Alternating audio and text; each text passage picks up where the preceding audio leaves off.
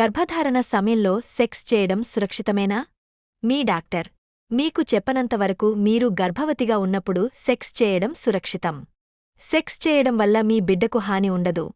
మరియు మీరు ఎంత సెక్స్ కలిగి ఉన్నారో పరిమితం చేయాల్సిన అవసరం లేదు.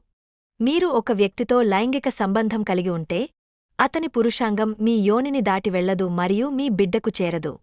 మీ శిశువు కడుపులో సురక్షితంగా ఉంది మరియు ఏమి జరుగుతుందో చెప్పలేము. మీ హార్మోన్ల కారణంగా మీరు గర్భవతిగా ఉన్నప్పుడు సెక్స్ కొంచెం భిన్నంగా ఉంటుంది. ఉదాహరణకు, మీ యోని కొద్దిగా పొడిగా ఉండవచ్చు.